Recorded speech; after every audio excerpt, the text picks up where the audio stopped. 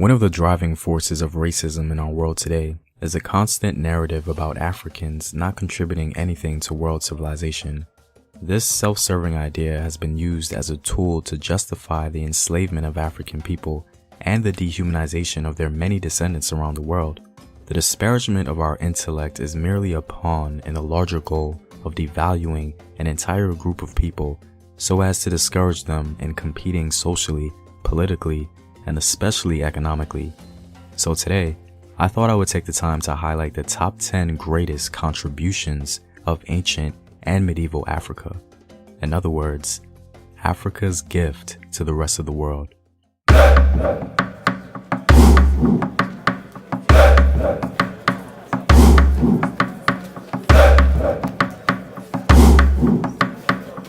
What up, African world? It's Home Team here, and welcome back to another video of African history, culture, and worldview. By supporting this channel on Patreon, you're helping in the creation of these videos and supporting this content. If you like access to full courses and sources, or you simply want to show your support, you may do so by clicking the Patreon link in the description box below. Now, this video is not intended to suggest that without Africans, these human accomplishments wouldn't exist. The key here is the word contributions. These African inventions and discoveries certainly contributed to the overall advancement of human knowledge and civilization, so please keep that in mind. To begin, you would be hard-pressed to find anyone who seriously contests the fact that African culture significantly impacted the rest of the world. African people and their descendants around the globe have literally contributed heavily to the cultures of the many peoples they've encountered around the world. In fact, one can make the argument that Afro-descendant people are the most mimicked people on the planet. That contribution to humanity alone is very significant because, if we're honest, there are only a few things that generally separate human beings from other animals, and that's culture. And African people, through the many cultures that they've birthed, exemplify the excellence of the human spirit as a whole. Now, aside from that, let's get to the more recognizable aspects of human civilization and Africa's place in it. Coming in at number 10, I thought I'd start off minor with the African contribution of mummification. Human burial is a very important thing, even though historically we take it for granted. When human beings began burying their dead, it was one of the first signs of civilized thought. Dignifying your loved ones can be seen as one of the sparks of human civilization itself. And of course, Africans contributed something very unique with the mummification process. Among the first indications of human mummification was in southwestern Libya. This process involved the remains of a mummified boy dated to around 5600 BC, maybe even older. The Africans that did this mummification process removed the boy's organs and created an organic preservative so that the body wouldn't decompose. The discovery of this process is amazing because we now have evidence that the Egyptians were perhaps not the first to mummify their dead, and that this tradition was commonplace in other parts in Africa. The people are believed by scholars to have moved from below the Sahara, traveling northward, creating an advanced culture and society. At number 9, we have the African contribution of agriculture from Tanzania and Ethiopia. The impressive agricultural site of Ngaruka is considered one of the most important Iron Age archaeological sites in Africa. In or around the 15th century, the Africans there developed an intricate irrigation and cultivation system involving a stone block canal which channeled water from the highlands to stone-lined cultivation terraces.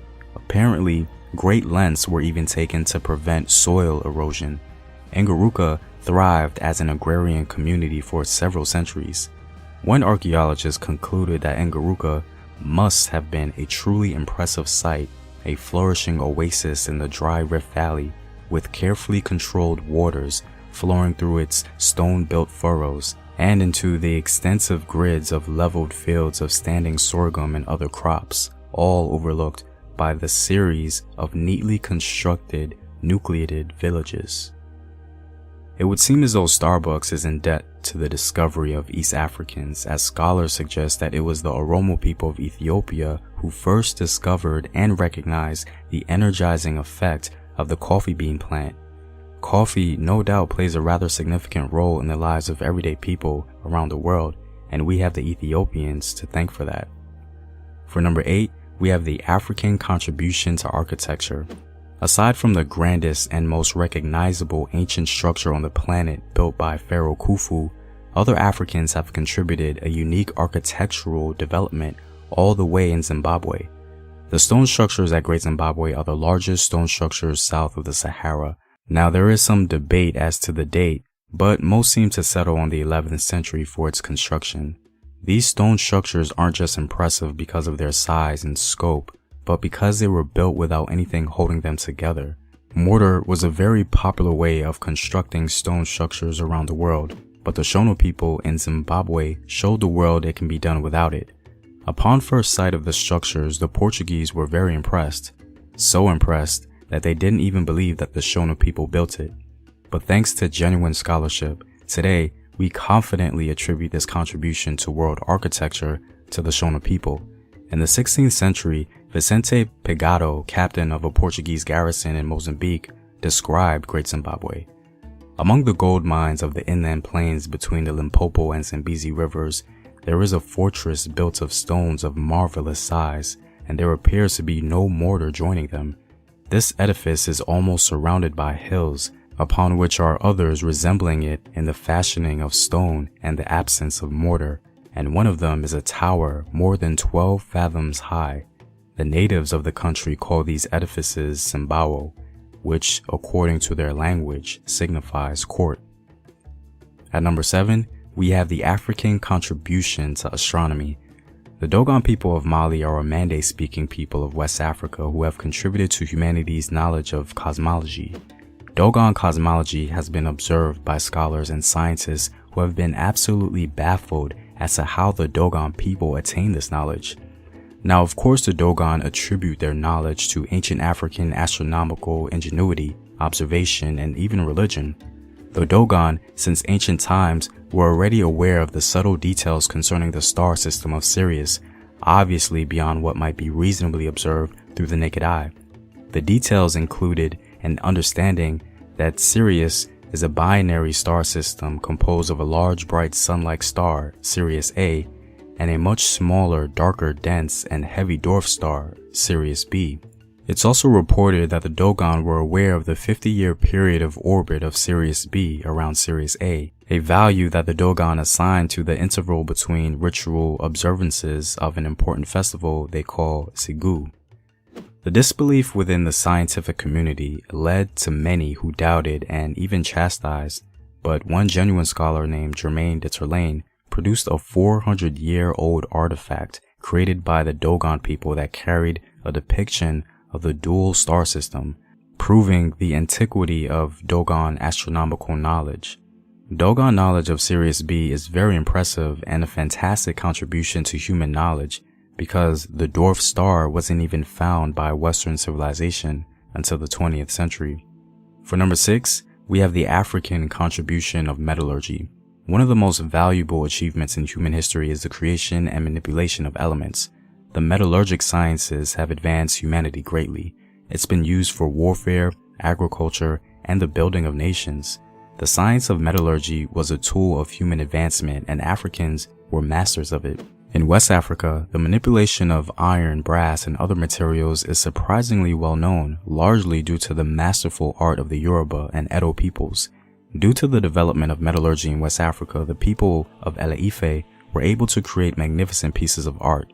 Later, the Edo people produced fantastic sculptures as well, using the lost wax process. Also, right in the heart of Africa, in ancient Congo, the Isi-Congo people had an extensive and advanced knowledge of the metallurgic sciences.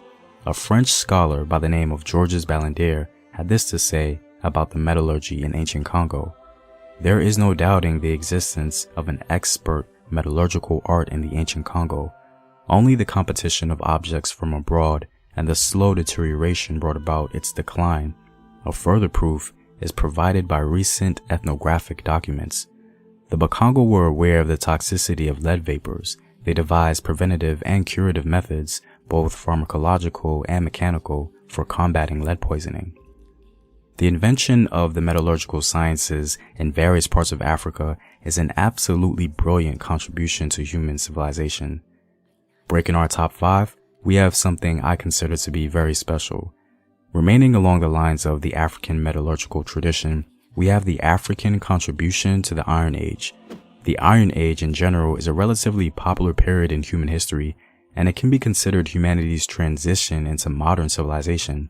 Africa has a very unique place in the Iron Age, but it's interesting to note that most of Africa didn't even have a Bronze Age. They completely went from the Stone Age straight into iron, which is very unique. This metallurgical leap, if you will, makes Africa the originator of humanity's Iron Age. One of the earliest known Iron Age sites is in the ancient Near East, dating to around 1200 BC. But because of Africa's great leap from stone to iron, we see iron smelting furnaces in Africa, specifically in Igbo land, Nigeria, all the way back to 2000 BC, nearly 10 centuries before we witness it anywhere else around the world. This suggests that Africans ushered in the Iron Age, one of the most important periods of human civilization. This is a fantastic testament to Africa's contribution to world civilization. Next, at number 4, we have the African contribution of mathematics. Right in the heart of Africa, we have what some scholars consider the oldest known mathematical tool in human history, the Ishango bone. Dating to around 8500 BC, the Ishango bone is considered such an important and delicate contribution to world civilization that it can be seen only by special arrangement at the Royal Institute for Natural Sciences in Brussels, Belgium. The bone was found in 1960 in the region of Uganda and the Democratic Republic of Congo. It was named after the Ishango people who inhabited the area sometime between the 7th and 10th centuries BC. It was originally considered a simple tally record, but recent microscopic analysis has revealed additional notch marks, indicating that it may have been used as a lunar calendar. The bone itself has a quartz writing tool at one end, while the body is made of bone that is etched with 3 rows of notch marks, with each row having its own mathematical significance. The first row is a series of calculations based on the number 10. The second row contains prime numbers between 10 and 20, and the third is a multiplication table. The Ishango bone is an important indicator of the scientific progress in Paleolithic Africa. With the advancement of trade among societies, knowledge of mathematics and units of measure became increasingly important. Basic mathematical calculations were also used to predict the effects of drought or floods on crop yields.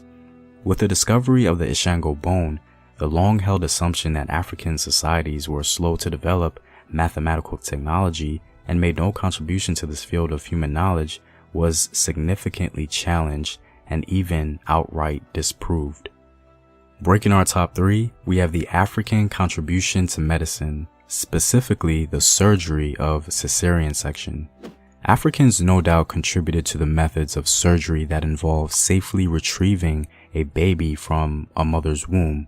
This surgical procedure comes straight out of Uganda, and we have a first-hand eyewitness account of how Africans from that region achieved this. To put this remarkable African procedure in context, we have to remember that infection-free surgeries like this in other parts of the world were rare. Thus, the success of this highly advanced procedure by the Bunyoro people of Uganda was thought of as exceptional and hinted to its antiquity. Dr. Robert Falcon, an English medical missionary in Uganda in the 19th century, witnessed the Bunyoro C-section firsthand and wrote a very detailed account about what he saw. Bear with me as I read part of his first-hand account. The woman, a 20-year-old prima para, lay on a somewhat sloping bed, the head of which stood against the wall of the hut. She had been put in a state of intoxication with banana wine. She was quite naked, with a thorax tied to the bed, whilst another band of tree bark held her legs down firmly, and a man held her ankles fast. Another man, standing at her right side, held down the abdomen. The operator at the left side held the knife in his right hand and murmured an incantation. Then he washed his hands and also the abdomen of the patient with banana wine and then with water. Then after he had uttered a shrill cry, which was answered by a crowd assembled outside the hut, he suddenly made an incision in the median line, beginning a little above the pubic symphysis to just under the umbilicus. The wall of the abdomen as well as that of the uterus was severed by the incision, and the amniotic liquor gushed out. the bleeding parts of the abdomen being cauterized by an assistant by means of a red-hot iron. The operator then finished the incision in the uterine wall as quickly as possible. His assistant held the abdominal walls inside with both hands, and as soon as the uterine wall was severed, he pulled it apart with 2 fingers. Now the child was quickly extracted and handed to an assistant, and then the umbilical cord was cut. Dr. Robert Falcon continues his incredible detailed account and elaborates on the woman's healing process. His account is direct first-hand evidence of the African contribution to medicinal procedures and knowledge. Although we don't have an exact date of the invention, judging by the complexity of the procedure, scholars suggest that it must have been in practice since ancient times. Next, at number 2, we have the African contribution to writing. Now, in an older video, I showed my evidence that writing in the Nile Valley was, in all likelihood, invented by Nilo-Saharan Africans in Nubia. The so-called hieroglyphs greatly influenced all the civilizations in its vicinity, including Greece and Rome, as the Phoenicians copied Nile Valley writing and brought it to Greece. This was a tremendous contribution to world civilization itself. Diodorus Siculus, a Greek historian who traveled to Egypt, spoke directly with an Egyptian priest, and he reveals to the world what this Egyptian priest told him. Here's what Diodorus has to say.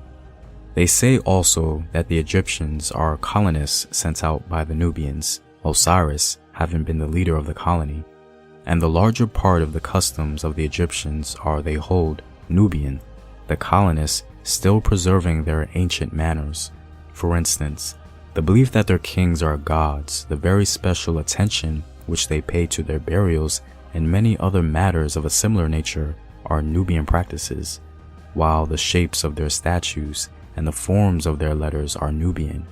For of the 2 kinds of writing which the Egyptians have, that which is known as popular is learned by everyone, while that which is called sacred is understood only by the priests of the Egyptians, who learned it from their fathers as one of the things which are not divulged. But among the Nubians, everyone uses these forms of letters. We must now speak about the Nubian writing which is called hieroglyphic among the Egyptians, in order that we may omit nothing in our discussion of their antiquities. These statements from Diodorus are very telling, and the fact that the hieroglyph for a human face is typical of the phenotype of a Nilo-Saharan man is also strong evidence for this Nubian invention of writing. Whoever invented this writing form clearly took inspiration from his own phenotype, or at the very least, the phenotype of those around him. The invention of writing by Nilo-Saharan Africans from Nubia would change history considerably and prove the invaluable contributions of Nubians to human civilization.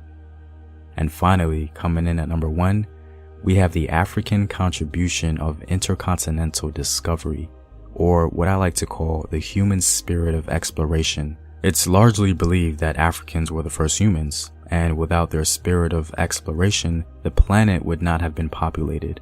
All of humanity is in debt to the pioneering force of ancient Africans. Their genetic contribution to the human populace around the globe is something that simply can't be overlooked. From the expansion of Africans coming out of the continent, all the way to the African influence of Cheddar Man in Europe, Africans must be given their credit for being the spark to the many flames we see around the civilized world today. They had the audacity to move from their comfort zone into totally unknown and possibly hostile territories, bringing with them knowledge, agriculture, and most of all, the building blocks of human civilization. Well, I'm all out, guys. If you like these videos and want to help out in its continued production, consider supporting the home team on patreon.com. The link is in the description box below. Know thyself. Remember your ancestors. Peace. Hey,